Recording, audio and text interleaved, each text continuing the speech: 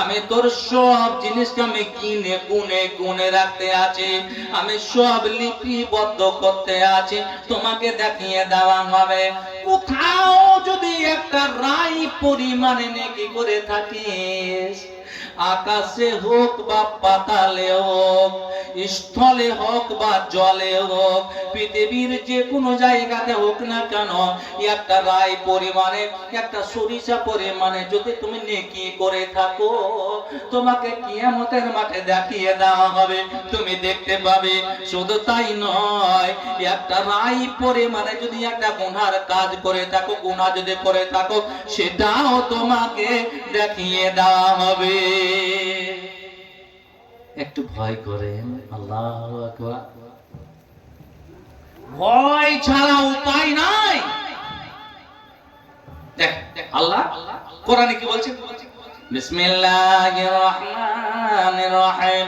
ইয়া আইয়ুহাল্লাযীনা আমানুত্তাকুল্লাহা হাক্কা তুকাতিহি ওয়া লা তামুতুন্না ইল্লা ওয়া আনতুম মুসলিমুন। হে মুমিনেরা, আল্লাহ কত ভালোবাসেন। আপনি যাকে ভালোবাসেন ওই লোকটা যদি বিপদ সম্মুখীন হয়, আপনার বন্ধুর নাম হলো আব্দুল্লাহ, স্টেশন যাচ্ছে, আর আপনি জানেন আব্দুল্লাহ যদি স্টেশন যায়, আব্দুল্লাহকে অপদস্থ করার জন্য, আব্দুল্লাহকে অসম্মান করার জন্য, আব্দুল্লাহকে মারার জন্য একটা দল বসে আছে, আর আপনি শুনতে পেলেন যে আব্দুল্লাহ স্টেশন যাচ্ছেন, আপনি করলেন কি? বললেন কি আব্দুল্লাহ রে, আজকে স্টেশন যাস না, স্টেশন যাস না, আমি এই মাত্র শুনলাম একটা ক্রিমিনাল দল ওখানে বসে আছে তোমাকে মারার জন্য। কে বলবা? কাকে? নিজের বন্ধুকে, নিজের ভাইকে আপনি ভালোবাসেন, ভাইয়ের সঙ্গে কথা নেই, অথচ আপনি ভালোবাসেন ভাইকে, ভাইকে বলছেন না না না যেতে হবে, আজকে যেতে হবে না। শুনলাম এরকম একটা বাজে একটা খবর শুনলাম, তুমি গেলেই তোমাকে হয়তোবা অপহরণ করবে, তোমাকে মারবে, তোমাকে অপদস্থ করবে। তাহলে একজন প্রেমিক প্রেমিককে কি করে? বাঁচায়, খারাপ থেকে, অসম্মান থেকে বাঁচায়, বেইজ্জত থেকে বাঁচায়, মার থেকে বাঁচায়। আল্লাহ মুমিনদের কত ভালোবাসেন। আল্লাহ বলেন, হে মুমিনের দলেরা, ইত্তাকিল্লাহ, আমি আল্লাহ, আমাকে দেখে ভয় করো। কয়েকটা দিনের জন্য তোমাকে আমি দুনিয়াতে পাঠালাম, আমি তোমাকে নেকি করার জন্য দুনিয়াতে পাঠালাম। দুনিয়ার মানুষ, দুনিয়াতে তোমার আরাম হবে না। মুমিনের জন্য দুনিয়াটা আরামের নয়, এই দুনিয়াটা হলো কষ্টের দুনিয়া, এই দুনিয়াটা হলো নেকি উপার্জন করার দুনিয়া। এই দুনিয়াতে তোমাকে নেকি করার জন্য জেল যেতে পারে, এই দুনিয়াতে তুমি ইসলামকে ফলো করার জন্য তোমাকে জেলে যেতে হতে পারে। এটা হলো কষ্টের দুনিয়া। আর দুনিয়া ও সিজনুল মুমিনে ওয়া জান্নাতুল কাফিরে। দুনিয়ার মানুষ শুনো, তুমি যদি মুমিন হয়ে থাকো, দুনিয়াটা তোমার জন্য জেলখানা। জেলখানাতে যতই এসি রুমের হোক না কেন, জেলখানাতে যতই ভালো মানে খাবার দাবার হোক না কেন, জেলখানাতে মানুষের স্বাধীনতা থাকে না। জেলখানাতে পুরুষের সঙ্গে স্ত্রীকে থাকতে দেয় না, জেলখানাতে ছেলে মেয়েদের থাকতে দেয় না। ভাইরে আমার, বন্ধুরে আমার, জেলখানা যতই ভালো হোক না কেন, তাতে স্বাধীনতা থাকে না, কষ্ট হয়ে থাকে, সেখানে আরাম পাওয়া যায় না, আরামের ঘুম হয় না, আরামের গোসল হয় না, আরামের জায়গা হয় না। ঠিক মুমিনদের জন্য হলো এটা জেলখানা। মন যা চাইবে সে তা করতে পারবে না, পারবে না, ওটাই পারবে না। বুঝতে পেরেছেন? কেন? মুমিনকে রশি দিয়ে বাঁধা আছে, যখনই বাইরে যাবে পাটা টান পড়বে, বুঝতে পেরেছেন? তখন আবার ফিরে আসবে, আবার ফিরে আসবে। আর কাফের যারা, একবার ছুটটা আয়নার মতো, ছুটটা বাছরের মতো, যার গলাতে পাগা নেই, যার পায়ের রশি নেই, কিছু নেই, যার মন হলো তার খেলো, যার ফসল পেয়ে গেল খেয়ে। আর জান্নাতুল কাফির, কাফেরের দুজন, এটাই হলো স্বর্গ। পরকালে তাদের আর কোনো আরামের জায়গা নেই। আল্লাহ বললেন ইয়া আইয়ুহাল্লাযীনা আমানু তাকুল্লাহ, হে মুমিন যারা মুমিন হয়েছে শুনো, আমি আল্লাহকে থেকে ভয় করো। হাক্কা তুকাতিহি, ভয়ের মতো তোমাকে ভয় করতে হবে। আমি সব সময় তোমাকে ফলো করতে আছি। ওয়ালা তামুতুন্না ইল্লা ওয়া আনতুম মুসলিমুন, হে মুমিনেরা শোনো, যতক্ষণ পর্যন্ত তোমরা পূর্ণাঙ্গ রূপে মুসলমান না হতে পারবে ততক্ষণ পর্যন্ত তোমরা মরিও না, মরণ বরণ করো না, মৃত্যু বরণ করো না, তোমরা মুসলমান হয়ে মরার চেষ্টা করো। মুমিন শোনো, মুসলমান শোনো, আমি তোমাদের জন্য জান্নাত করে রেখেছি। তুমি যদি বেঈমান হয়ে যাও, তুমি যদি কাফের হয়ে যাও, তুমি যদি মুশরিক হয়ে যায়, তুমি জান্নাত থেকে বঞ্চিত হয়ে যাবে। আমার কাঙ্ক্ষিত জান্নাত তোমাদের জন্য, তোমাদের আরামের জন্য আমি জান্নাত যে তৈরি করে রেখেছি, তোমরা জান্নাত পাবে না। বুঝতে পারলে? আল্লাহ বলেন ভয় করো, আমাকে দেখে ভয় করো। ভয় হচ্ছে না, মনে ভয় আসে না। এই কোরআনটা আমি তোমাদের কল্যাণের জন্য, হেদায়েতের জন্য আমি কোরআনকে নাযিল করেছি। হুদাল্লিন নাস, মানুষের কল্যাণের জন্য, মানুষের হেদায়েতের জন্য আমি কোরআনকে নাযিল করেছি। তাও তোমরা ভয় করো না। আর ভয় হবে কেমন করে? কোরআন কি, কেন এসেছে আমরা তো জানি না। কোরআন খানা তো পড়তে জানি না। যে জাতির জন্য কোরআনকে পাঠানো হলো, ওই জাতি আজ 90-95% এরা কোরআন পড়তে জানে না। এখন অপমান করা ঠিক হবে না। আমার মনে হয় আমি যদি এখানে হাত তুলতে বলি, দেখা গেল 10টা লোক যে কোরআন পড়তে জানেন। আবার যারা জানেন কোরআন ভালো করে শুদ্ধ করে পড়তে পারেন না। বুঝতে পেরেছেন? আর আমরা হলাম সুবিধাবাদী, সুবিধাবাদী মুসলিম। মক্তবে আমরা এমন মুলবি রাখবো যেই মুলবিটাকে মুরগির ডিমে পাবো, মুরগির দামে না, মুরগির ডিমে। বুঝতে পেরেছেন? যত সুবিধা, বুঝতে পেরেছেন, ওর ভেতরে ইলম থাক আর না থাক, কোরআন পড়তে জানো বা না জানো, মুন্সি হোক মামুন, দেখার কিছু নেই, কোনো লক্ষ্যই নেই আমাদের। ওইরকম টাইপের আমরা মুলবি রাখতে চাই। বুঝতে পেরেছেন? কেন? সুবিধা পাই তার জন্য। তাহলে কোরআনকে যাদের জন্য পাঠানো হলো, তারা একবার ভাবলো না অন্য জাতিরা কোরআনকে চিন্তা ভাবনা করে, কোরআনকে চুষে, কোরআনকে অনুধাবন করে উঁচু শিখরে পৌঁছে গেল। আমি বেনারসে যখন ছিলাম, 94 এর কথা বলছি, বেনারস ইউনিভার্সিটি ছিলাম। ওখান থেকে আমি এক ডাক্তারের কাছে গেলাম ওষুধকে, যে আমাকে বলছেন হ্যাঁ আপনার ঘর কাহা হ্যায়? বলে মেরা ঘর কলকাতা হ্যায়, পশ্চিম বাংলাল, ওয়েস্ট বেঙ্গল, এরকম বললাম আর কি। তো উনি বলছেন যে তাহলে আপনি বাংলা বুঝেন? যে হ্যাঁ বাংলা বুঝি। তো আমি তো একটা ব্রাহ্মণ ডাক্তার, আমি কিন্তু কোরআন পড়তে জানি, কোরআন পড়তে জানি, কিন্তু কোরআন পাচ্ছি না। আর কাউকে আমি বলতেও পাচ্ছি না লজ্জাতে যে আমি কোরআন নেব, এই কথাটা আমি বলার সাহস পাচ্ছি না। বাবু আমাকে একটা কোরআন এনে দিবে তুমি? আমি কোরআন পড়তে জানি, এক আলেমের কাছে আমি কোরআন শিখেছি, আমি কোরআনে অনুবাদ জানি, আর অনুবাদ আমার পড়তে খুব ভালো লাগে। ঠিক আছে স্যার, এনে দেবো আপনাকে। কোরআনটাকে নিয়ে গেলাম, ডাক্তারকে বললাম স্যার আমি কোরআন নিয়ে এসেছি। ডাক্তার বলেন আমি জানি কোরআনকে পবিত্র অবস্থায় স্পর্শ করতে হয়, এটাও সে জানে।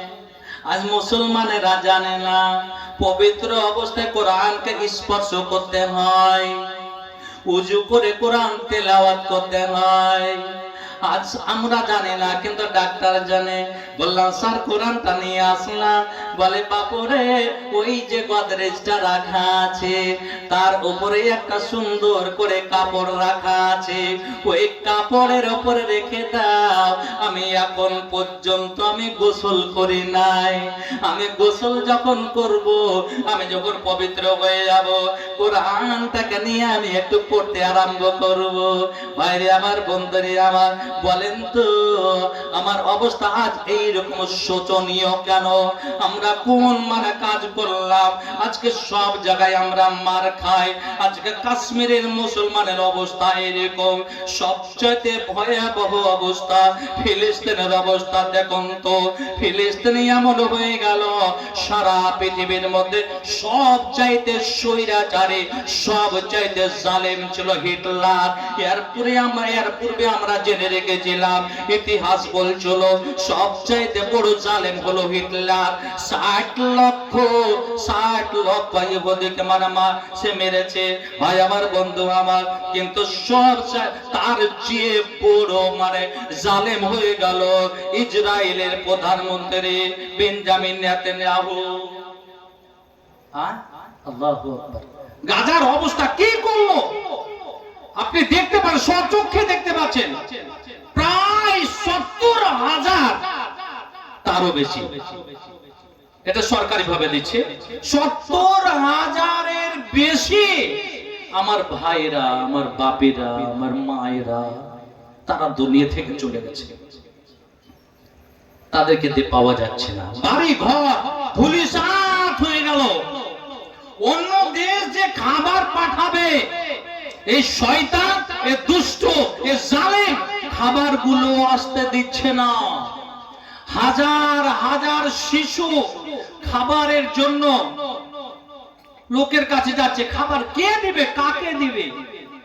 ভাই আমার, বন্ধু আমার, দেখতে পাওয়া যায় কোচে কোচে সোনারা, এত সুন্দর ছেলে আর মেয়ে খাদ্যের অভাবে করছে কি, ঘাসগুলো উঠাচ্ছে, আর ঘাসগুলো উঠিয়েও সে চিবিয়ে চিবিয়ে খাচ্ছে, আর চোখে জল ঝরে যাচ্ছে, চোখে জল ঝরে যাচ্ছে।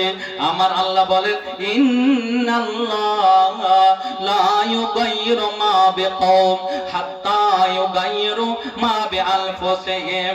নবী বলে দাও, দুনিয়ার মানুষকে বলে দাও, আমি কোনদিন কোন সময় কোন কওমের, কোন জাতির অবস্থা পরিবর্তন করি না যতক্ষণ পর্যন্ত তারা পরিবর্তন না করে।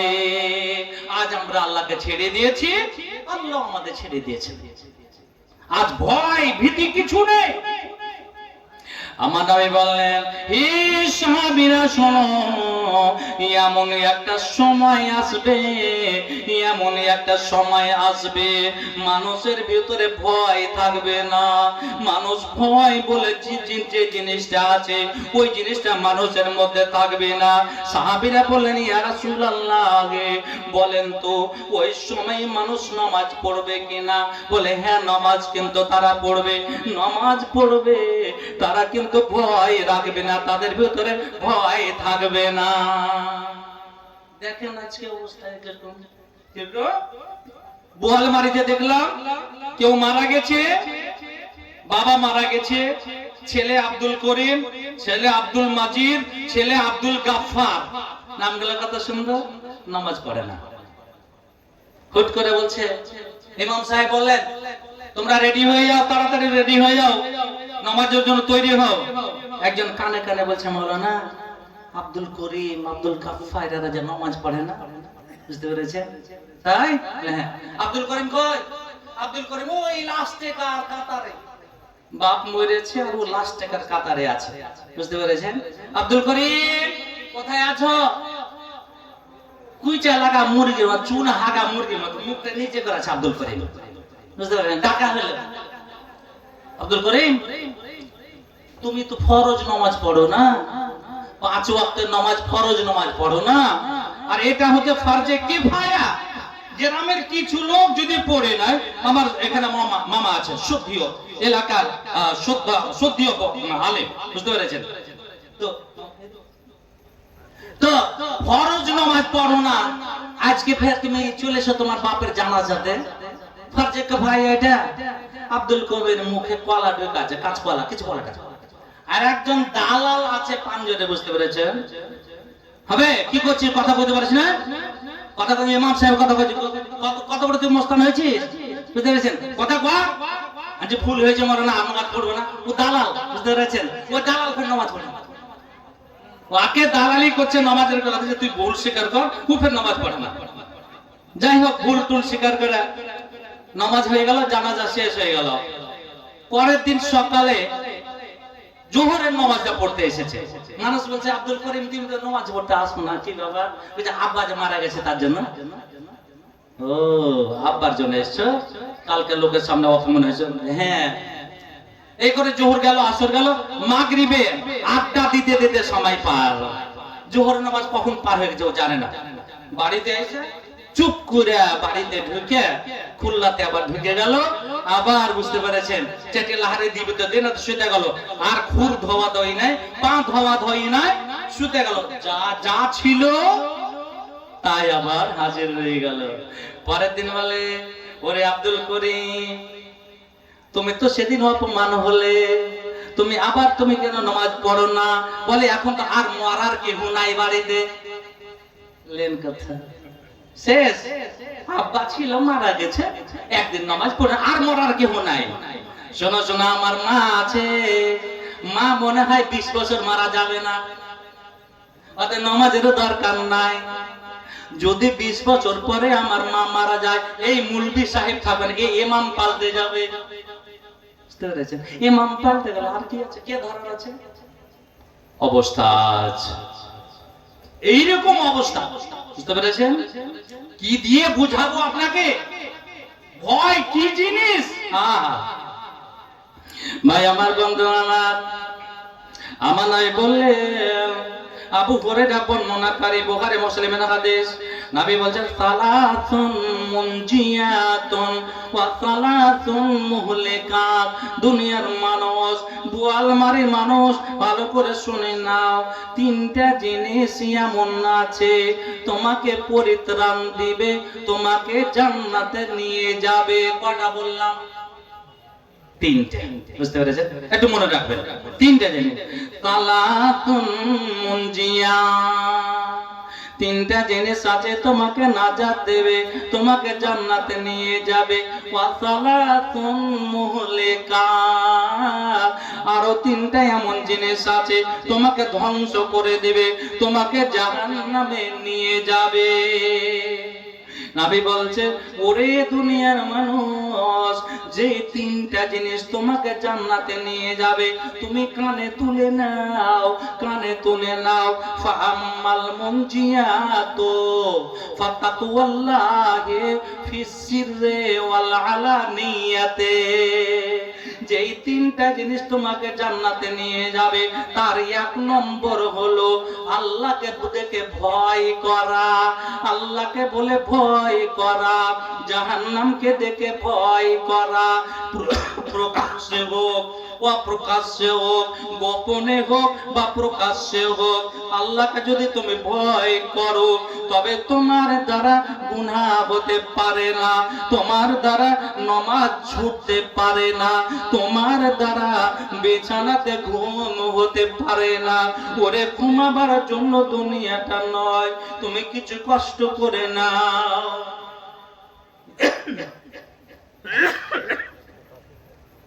জীবনের প্রথম এটা জালসা, যে পোকা খেয়ে জালসা করতে হবে, বুঝতে পেরেছেন? আল্লাহু আকবার। ফেসবুক লাইভ চালু আছে, সবাই দেখছে যে মনে কত পোকার মধ্যে আছে, বুঝতে পেরেছেন?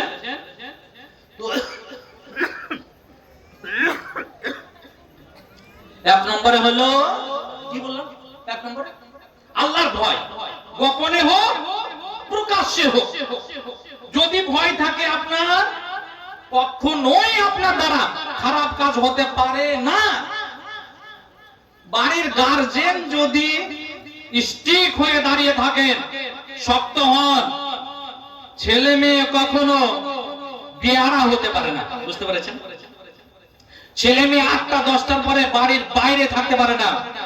যদি বাপ স্টিক হয়, শাশুড়ি যদি স্টিক হয়, তাহলে বউয়ের সঙ্গে কোন পর পুরুষ কথা বলতে পারবে না। ছেলে নাই, বৌমা বাড়িতে আছে, শাশুড়ি এমন স্টিক, সব সময় কান খারাপ আছে, কোন বৌমা কারোর সঙ্গে হ্যালো করতে পারবে না ওর বাপের ক্ষমতারে। যদি শাশুড়ি, বুঝতে পেরেছেন, ওইরকম হয়। গ্রাম্য একটা কথা আছে না, শাশুড়ি যদি দাঁড়িয়ে পেচ্ছাপ করে, বৌমা ঘুরে ঘুরে পেচ্ছাপ করে। শাশুড়ি যদি ওরকম হয়, বুঝতে পেরেছেন, তাহলে বৌমা অটোমেটিকলি হয়ে যাবে। বাড়ির গার্জেন যদি খারাপ হয়, বাড়ির সব সদস্য খারাপ হয়ে যেতে পারে। গোপনে প্রকাশ্যে আল্লাহর ভয় যদি আপনার থাকে, আপনার দ্বারা গুনাহ হতে পারে না। উদাহরণ নেন, হযরতে মাইস বিন মালিক আসলামি, হযরতে বুরাইদা, উনি বর্ণনা করছেন কি, একজন সাহাবী, খুব বিখ্যাত সাহাবী, খুব জ্ঞানী সাহাবী, নবীর কাছে চলে আসলেন। নবীর কাছে এসে বলছেন, তাহিরনি ইয়া রাসূলুল্লাহ, হে আল্লাহর রাসূল, আপনি আমাকে পবিত্র করেন। উনি এই কথাটাই বললেন, তাহিরনি ইয়া রাসূলুল্লাহ, আল্লাহর নবী গো, আপনার কাছে আমি এসেছি, আপনি আমাকে পবিত্র করেন। নবী বললেন, ওরে সাহাবী, ইরজি ফাস্তাগফিরুল্লাহ ওয়া তুব ইলাইহি, তুমি বাড়ি ফিরে যাও, বাড়ি গিয়ে তুমি আল্লাহর কাছে তওবা করো, তুমি আল্লাহর কাছে তওবা করো, আল্লাহর কাছে ক্ষমা চাও, হতে পারে আল্লাহ তোমাকে ক্ষমা করে দিতে পারে। ফারাজা গায়রা বাইদিন, অল্প কিছু দূর হেঁটে চলে যাচ্ছে সাহাবী, আর মনে মনে করছে, আল্লাহ রে, কেউ তো আমাকে দেখে নাই, তুমি দেখেছো। যার সঙ্গে আমার জিনা হয়েছে, যার সঙ্গে আমার অবৈধ সম্পর্ক হয়েছে, সেই জানে আর আমি জানি, তুমি জানো। কিয়ামতের মাঠে যারা জিনা করেছে দুনিয়াতে, যারা অন্য মহিলার সঙ্গে জিনায় লিপ্ত হয়েছে, ওই লোকটাকে চেনা যাবে, ওই লোকটাকে চেনা যাবে। এই লোকটা হচ্ছে জানি, এই লোকটা হচ্ছে জানিয়া। সে হযরতে মাইস বিন মালিক আসলামি অল্প দূর চলে গেলেন, আবার ফিরে আসলেন, না না না, আমি যাব না। ওরে আল্লাহর ভয় কেমন, আবার এসে বলছেন, তাহিরনি ইয়া রাসূলুল্লাহ, আর যদি কোন ছেলে জিনা করে নাই, অবৈধ প্রেমে যদি লিপ্ত হয়ে যায়, আর ও যদি নেতার বেটা হয়, তাহলে 7 খুন মা। ও মোড়লের যদি বেটা হয়, সর্দারের বেটা হয়, নেতার বেটা হয়, তাহলে আর বিচার হবে না। হবে জি, বিচার হয়ে দিচ্ছে, হবে না, বিচার হবে না, না, এটা ফালতু কথা। ভয়। হযরতে মাইস বলছেন, ইয়া রাসূলুল্লাহ, আপনি আমাকে পবিত্র করেন। 4 বার হয়ে গেল, 4 বার বলা হয়ে গেল। আমার নবী বললেন, ওরে মাইস শুনো, ফিমা উতাহিরুকা, আমি তোমাকে কিসে থেকে পবিত্র করব, কি হয়েছে তুমি খুলে বলো। উনি বলছেন, মিনাজ জিনা ইয়া রাসূলুল্লাহ, ইয়া হাবিবাল্লাহ, আমি শয়তানের চক্রান্তে পড়ে গিয়ে, শয়তানের পাল্লায় পড়ে গিয়ে আমার দ্বারা জিনা হয়ে গেছে। আমি একজন জানি, আমি একজন ব্যভিচারী, আমি একজন ব্যভিচারকারী। আল্লাহ, হে আল্লাহর রাসূল, আপনি আমাকে পবিত্র করেন। দেখতে পেলেন, কেউ দেখেনি জিনা করতে, কেউ দেখেনি। কে দেখেছে? আল্লাহ। আর কে জানে? ওই নিচে। আর কে জানে? যে মহিলার সঙ্গে জিনা হয়েছে, আর কেউ জানে? যদি না আসতো, জানতে পারতো আল্লাহর রাসূল না, কিন্তু ওকে ভয়ে পুরে পুরে খাচ্ছে। আল্লাহু আকবার। হ্যাঁ, নবী বলছেন, আবিহি জুনুন, এই সাহাবীরা দেখো তো ওর মেন্টালিটি ঠিক আছে কিনা, আর ব্রেন ঠিক আছে কিনা দেখো তো। নবী মুহাম্মদুর রাসূলুল্লাহ সাল্লাল্লাহু আলাইহি সাল্লাম, উনিও যেন এটা তাসবিহে পড়ে গেছেন। আবিহি জুনুন, দেখো তো ওর মেন্টালিটি খারাপ হয়েছে নাকি। আল্লাম্মা উখবিরা বা উখবিরা আন্নাহু লাইসা বিমাজনুন, তাকে দেখা হলো। এখন সাহাবী বলছেন ইয়া রাসূলুল্লাহ, খুব সুস্থ মাইন্ডের মানুষ, এর ব্রেনে কোনো অসুবিধা হয় নাই। নবী আবার বলছেন আশারে বা খামরা, ওরে সাহাবীরা দেখো তো সে মদ খেয়েছে নাকি, মদ পান করেছে নাকি। মদ পান যদি করে নেয় তবে তার মেন্টালিটি ঠিক থাকবে না। বউকে মানে শাশুড়ি বলে দেবে, স্ত্রীকে মা বলে দেবে, মাকে স্ত্রী বলে দেবে, তার মেন্টাল ঠিক থাকবে না। ওরে সাহাবীরা দেখো সে আশারে বা খামরা, সে মদ পান করেছে নাকি। ফাঁকা মারা জন্য ফাস্তান কাহাবু, একজন সাহাবী দাঁড়িয়ে গেলেন আর তার মুখের কাছে গিয়ে নাকটা দিলেন। মদ যে পান করে তার মুখ থেকে একটা দুর্গন্ধ আসে, আসে না? আসে না? মদ খাওয়ার পাঞ্জাবে যেতে পারবে না, যাওয়া যাবে না। সাহাবী বলছেন ইয়া রাসূলুল্লাহ, আমি তার সুখে দেখলাম, মুখটা সুখে দেখলাম, মনে হয় না সে মদ পান করেছে। নবী বলছেন তুমি শুনো, তুমি কি জিনা করেছো নাকি? বলে হ্যাঁ আমি জিনা করেছি। আল্লাহ, খুব ইকরার হয়ে গেল, স্বীকার করে গেলে। ফাআমারা ওয়ারাজামা, আল্লাহর নবী অর্ডার দিলেন হে সাহাবীরা শোনো, একে নিয়ে চলে যাও, একে নিয়ে চলে যাও, রজমের মাঠে নিয়ে চলে যাও। আর রজমের মাঠে নিয়ে গিয়ে করোকে এক বুক পর্যন্ত পুঁতে দাও। ওই সাহাবী জানে, ভালো করে জানেন, আমি যদি স্বীকার করে নি আমাকে রজম করা হবে। ওরে এই আইনটা যদি ভারতবর্ষে টিকে থাকতো, একজন মানুষ, একজন বিবাহিত মানুষ বিবাহিতা মহিলার সঙ্গে, মাশাআল্লাহ আলহামদুলিল্লাহ, তো একজন বিবাহিতা পুরুষ বিবাহিতা মহিলার সঙ্গে যদি জিনায় লিপ্ত হয়ে যায়, কোরআন বলে, ওরে শরীয়ত বলে তাকে এক কোমর পর্যন্ত পুঁতে দাও। আর পুঁতে দিয়ে চারিদিক থেকে পাথর ছুঁড়ে ছুঁড়ে ছুঁড়ে ছুঁড়ে রক্তাক্ত করে তাকে মেরে ফেলো। এটা হলো রজম। আব্দুল মাইজ বিন মালিক আসলামী জানেন, আর জানা সত্ত্বেও মনে করছে আরে এই দুনিয়াটা আরামের নয়, এই দুনিয়াতে আমি জিনা করে থাকবো, কিয়ামতের মাঠে সবাই আমাকে চিনতে পারবে, আর এই জিনার কারণে, কাবিরা গুনার কারণে আমাকে জাহান্নামে যেতে হবে। আল্লাহ, তাকে রজমের মাঠে নিয়ে যাওয়া হলো, এক বুক পর্যন্ত পুঁতে দেওয়া হলো, চারিদিক থেকে পাথর ছুঁড়ে ছুঁড়ে, কাউরির পাথর মাথায় লাগলো, কাউরির চোখে লাগলো, কাউরির পিঠে লাগলো, রক্তাক্ত হয়ে সে মারা গেল। আহ সুবহানাল্লাহ, আল্লাহর ভয়। 2 দিন 3 দিন পরে নবী বলেছেন ইস্তাগফিরু লিমাইজ ইবনে মালিক, হে সাহাবীরা দুনিয়ার মানুষেরা শুনো, তোমরা মাইজ বিন মালিকের জন্য ক্ষমা প্রার্থী হও, তোমরা আল্লাহর কাছে ক্ষমা প্রার্থী হও। শুনো শুনো, লাকাত তাবা তাওবাতান লাউ কুসিমাত বাইনা উম্মাতিন লা ওয়াসাআতুহু। হযরতে মাইজ বিন মালিক আসলামী জিনা করেছিল বটে, কিন্তু আল্লাহর কাছে এত কান্না কাটা করেছিল, এত কান্না কাটা করেছিল, এত তওবা করেছিল, রব্বুল আলামিন আমি আর জিনা করব না, আমি আর ব্যভিচারের পথে যাব না, আমার দ্বারা জিনা হবে না। আল্লাহ তুমি ক্ষমা করে দাও, ক্ষমা করে দাও, ক্ষমা করে দাও। আমার নামে বললেন লাকাত তাবা তাওবাতান লাউ কুসিমাত বাইনা উম্মাতিন লা ওয়াসাআতুহু। ওরে একদল মানুষ যারা জাহান্নামে, মানে জাহান্নামের মুস্তাহিক হয়ে গেছে, যারা জাহান্নামের যাওয়ার উপযুক্ত হয়েছে, ওদের উপরে যদি মাইজ বিন মালিক আসলামের তওবাটাকে যদি ভাগ করে দেওয়া হতো, তারাও নাজাত পেয়ে যেত। আল্লাহ ভয়, বুঝতে পেরেছেন? পানিও যে খাবো ক্ষমতা এখানে নাই। এই যে কয়েকটা মাত্র 8-10টা পোকা মনে হয় ভিতরে গেল, বুঝতে পেরেছেন? আর খাবার আজকে আমার মনে লাগবে না। চলেন ভয়ের কথা বলছি, ভয়ের কথা আপনাকে বলছি। দেখেন আরেকজন সাহাবীর কথা বলছি আপনাকে। একজন সাহাবী মাঠে কোদাল নিয়ে বাগানে কাজ করতে আছে। আমরা কাজ করি, বুঝতে পেরেছেন?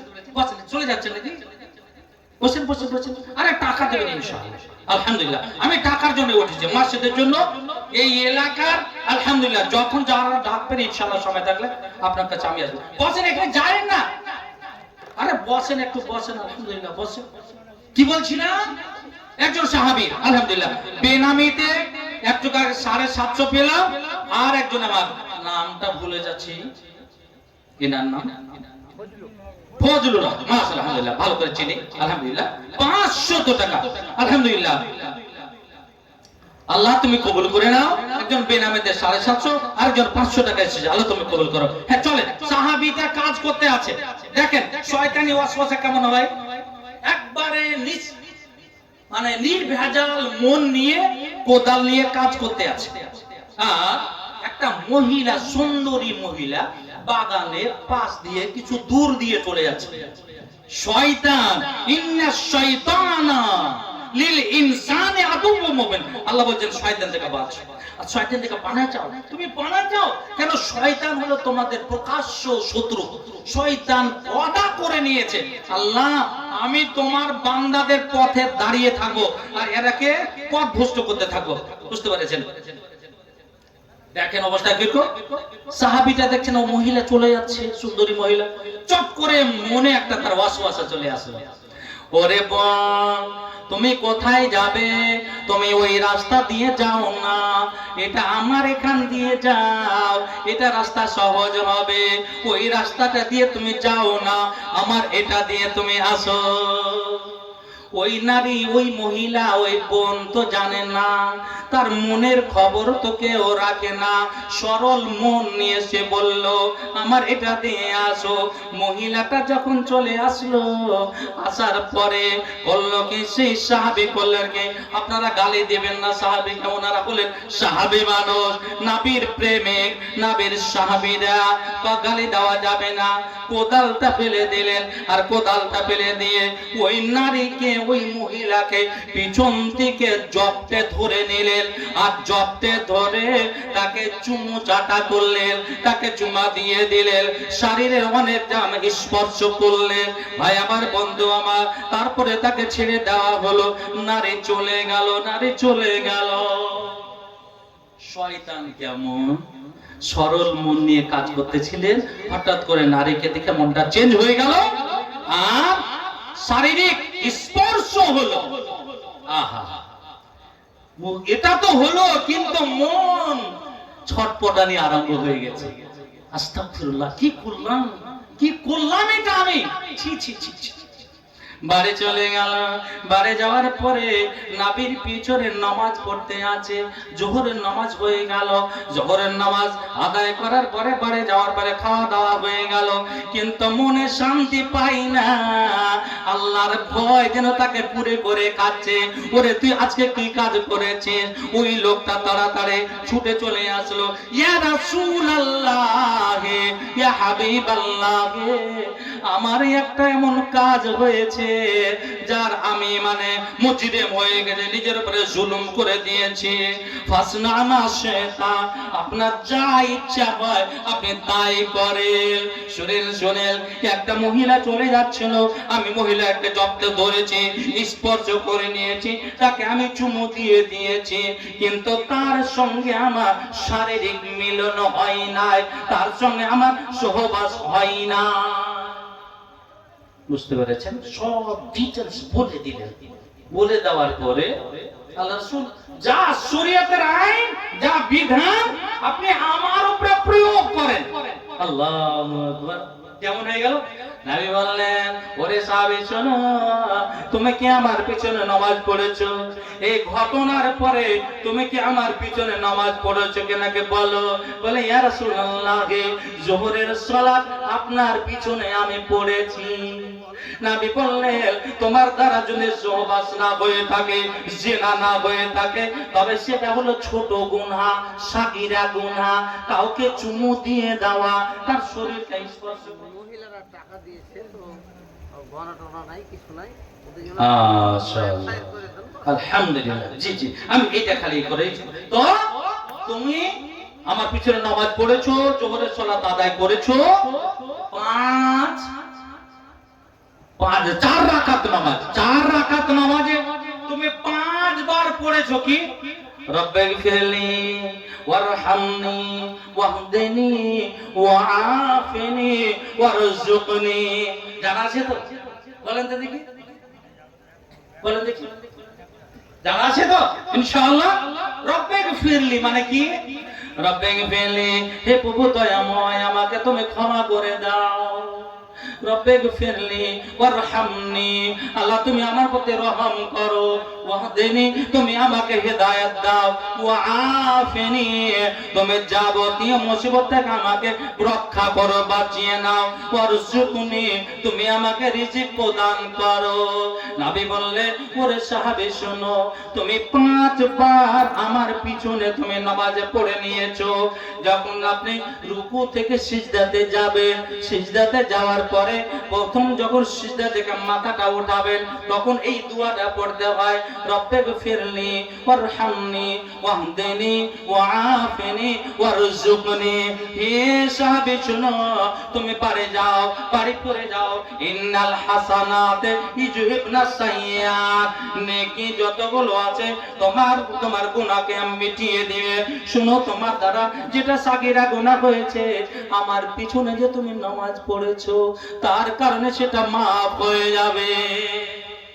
আল্লাহ, ভয়, ভয়ে তাকে নবীর কাছে নিয়ে এসে চলে এসেছে। তো আমি বলছিলাম 1 নম্বরে ভয়, ফিসসিররে ওয়াল আলানিয়াতে, গোপনে প্রকাশ্যে আল্লাহর ভয় রাখতে গেলে আপনি নাজাত পাবেন। 2 আল কাউল বিল হাক্কি ফিরদা ওয়াসাকাতে, রাগের অবস্থায় হোক অথবা সন্তুষ্ট অবস্থাতে হোক, হক কথা বলতে হবে, সত্য কথা বলতে হবে। ওরে সাক্ষী তোমার প্রয়োজন হয়েছে। আব্দুল্লাহ এবং ওমরের মধ্যে গন্ডগোল হয়েছে, আব্দুল্লাহর সঙ্গে তোমার ঝগড়া আছে। তোমাকে যখন সাক্ষী দিতে এলো, তোমাকে যখন সাক্ষীর জন্য ডাক দেওয়া হলো, তুমি তো অন্যায় কাজ করো না, তুমি সঠিক কথা বলো, হক কথা বলো। ওয়াল কাউলু বিল হাক্কি ফিররিদা ওয়াসাকাতে, সন্তুষ্টি অসন্তুষ্টি অবস্থায় তুমি সত্য কথা বলো, হক কথা বলো। আজ যদি সুযোগ পেয়ে নি, বুঝতে পেরেছেন, বড়শির সঙ্গে গন্ডগোল আছে, কোন একটা সুযোগ পেয়ে নিয়েছি, তখন মিথ্যা বলে তাকে ফাঁসিয়ে দিলাম। আল্লাহু আকবার, কত বড় আপনি জুলুম করলেন বড়শির উপরে, কত বড় জুলুম। আর কি আল কাসদু ফিল গিনা ওয়াল ফাকরে, সচ্ছলতা অসচ্ছলতায়, গরিবের অবস্থা হোক না কেন, ধনীর অবস্থা হোক না কেন, মিডিয়াম পন্থা অবলম্বন করা। ওরে তোমার কোটি টাকার মালিক, তুমি কোটি টাকা আছে বলে তুমি প্রত্যেকদিন খাসির মাংস খাও, মুরগা মুসাল্লাম করো, ওরে প্রত্যেকদিন তোমার সব কিছু ঠিক আছে, কিন্তু তোমার প্রতিবেশী খেতে পাই না। আমার নবী বললেন, ওরে শুনো শুনো, ওয়াল কাসদু ফিল গিনা ওয়াল ফাকরে, তুমি সচ্ছলতায় অসচ্ছলতা অবস্থায় তোমাকে মিডিয়াম পন্থা অবলম্বন করতে হবে। তাহলে 1 নম্বরে হলো কি আল্লাহর ভয়, গোপনে বা প্রকাশ্যে। আর 2 নম্বরে হলো সঠিক কথা বলা। 3 নম্বরে হলো মিডিয়াম পন্থা অবলম্বন করা, খরচ করার দিক দিয়ে। এই 3টা হলো নাজাত দিবে। আর যে 3টা আপনাকে ধ্বংস করে দিবে, আপনাকে জাহান্নামে নিয়ে যাবে।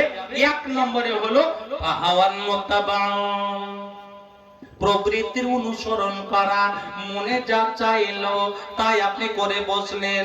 বাড়িতে বসে আছেন, রাস্তায় বসে আছেন, একটা মেয়ে চলে আসলো, আপনার মন চাইলো এনজয় করা, আপনি তাকে ধরে নিলেন, আপনি তার সঙ্গে জিনা হয়ে গেল, সেটা কাবিরা গুনাহ হয়ে গেল।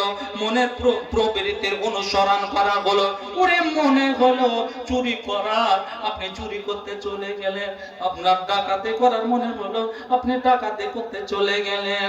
আপনার এইগুলো মনে মানে পূজা করা হলো, প্রবৃত্তির অনুসরণ করা হলো, মন যা চায় তাই করে বসলো। শরীয়তকে দেখলো না, কোরআনকে দেখলো না, হাদিসকে দেখলো না। ওরে শুনে শুনে সেই লোকটা জাহান্নামে চলে যাবে।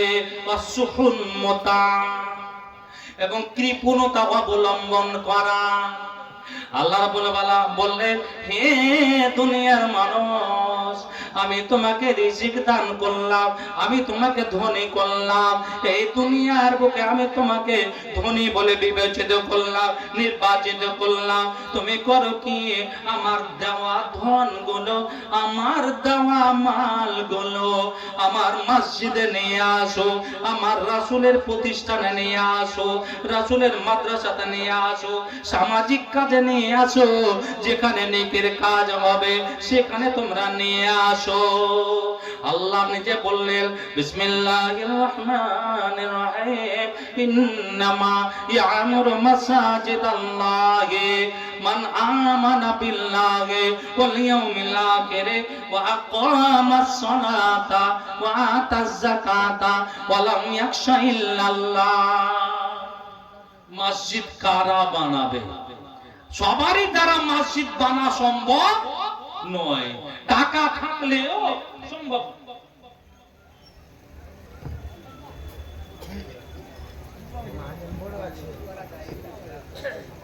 এরা যে আরেকটু চাইছে, আরেকটা হাজার দিন আরে তরফ থেকে ইনশাআল্লাহ একটু দেন। এরা খুব বসো হয়। নামটা কি? মাশাআল্লাহ, আলহামদুলিল্লাহ, তাইবুর রহমান। আলহামদুলিল্লাহ, তাইবুর রহমান 1000 টাকা। এর আগে 750 পেলাম, একটা 500 টাকা। মায়েদের কাছ থেকে ব্যাগে কিছু টাকা এসেছে, ব্যাগে কিছু টাকা এসেছে। তো আলহামদুলিল্লাহ, আপনাদের জন্য ইনশাআল্লাহ দোয়া করব। আর এটা আল্লাহর রহমতে ইনশাআল্লাহ পৌঁছে গেছে আল্লাহর দরবারে। আপনি দান দেওয়ার সাথে সাথে আপনার দানটা পৌঁছে গেছে। দান ইবাদতের জগতে সবচেয়ে পাওয়ারফুল ইবাদত, বুঝতে পেরেছেন? দান দিয়ে, বুঝতে পেরেছেন? 100 টাকা দিলাম আর 400 টাকা লিখে দিতে বললেন। রাঙ্গাইপুর বাড়ি আব্দুর রহমান। আচ্ছা আচ্ছা, কেউ না করুন এখানে এসে যা পোকার অবস্থা, আমার মনে হয় ওগুলা বন্ধ করে দেন। মহিলাদের আর কোনো ব্যবস্থা করে এখানে এই অবস্থাতে, এই পরিবেশে।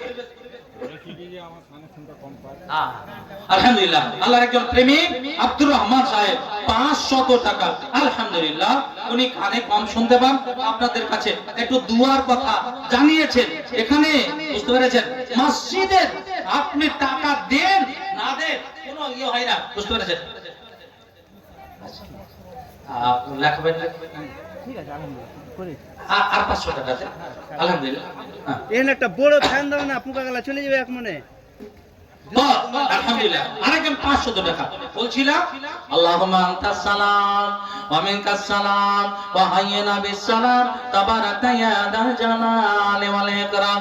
আল্লাহুম্মা সাল্লি আলাইহিম ওয়া বারিক আলাইহিম, আল্লাহুম্মা সাল্লি আলাইহিন্না ওয়া বারিক আলাইহিন্না। রব্বুল আলামিন, তোমার মসজিদকে বানানোর জন্য যারা এগিয়ে এসেছে, আল্লাহ সকলকে তুমি চিনো আর জানো।